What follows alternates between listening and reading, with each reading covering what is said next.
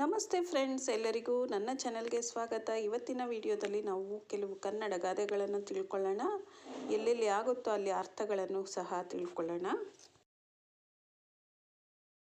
ಬನ್ನಿ, ಮೊದಲನೇ ಗಾದೆ ಯಾವುದು ಅಂತ ನೋಡೋಣ. ಪುರಾಣ ಹೇಳಿದರೆ ಪುಷ್ಪ ಬಿದ್ದಾವೆ.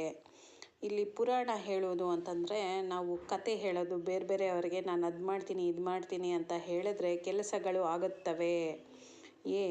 ಅಂದರೆ ಪುಷ್ಪ ಬಿದ್ದಾವೆ ಅಂದರೆ ಪುಷ್ಪ ಅನ್ನುವುದು ನಮ್ಮ ಕೆಲಸ ಆಗುತ್ತಾ, ಏನಾದರೂ ಒಂದು ಫಲ ಸಿಗುತ್ತಾ ಅಂತ ಒಂದು ಪ್ರಶ್ನಾರ್ಥಕವಾಗಿರುತ್ತೆ.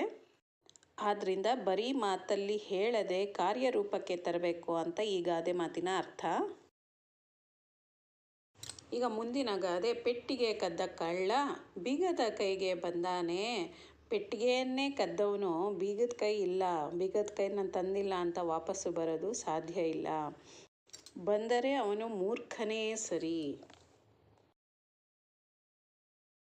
ಬನ್ನಿ, ಮುಂದಿನ ಗಾದೆ ಯಾವುದು ಅಂತ ನೋಡೋಣ. ಪಕ್ಷಿಗೆ ಆಕಾಶವೇ ಬಲ, ಮತ್ಸ್ಯಕ್ಕೆ ನೀರೇ ಬಲ.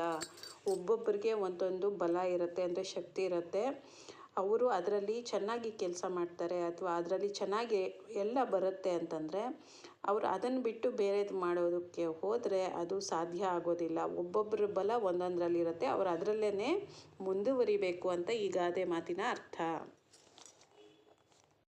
ಮುಂದಿನ ಗಾದೆ ಬಂದು. ಪಾಠದಲ್ಲಿ ಕಡಿಮೆ ಆದರೂ ಮಾತಿನಲ್ಲಿ ಕಡಿಮೆ ಇಲ್ಲ.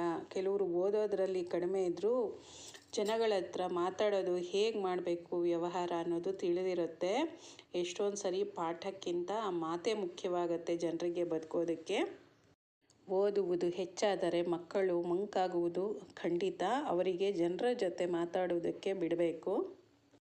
ಈ ವಿಡಿಯೋ ನಿಮ್ಮೆಲ್ಲರಿಗೂ ಇಷ್ಟ ಆಗಿದೆ ಅನ್ಕೋತೀನಿ. ಈ ವಿಡಿಯೋ ಇಷ್ಟವಾಗಿದ್ದರೆ ಪ್ಲೀಸ್ ಲೈಕ್ ಮಾಡಿ ಮತ್ತು ಫ್ಯಾಮಿಲಿ ಫ್ರೆಂಡ್ಸ್ ಜೊತೆ ಶೇರ್ ಮಾಡಿ. Thank you.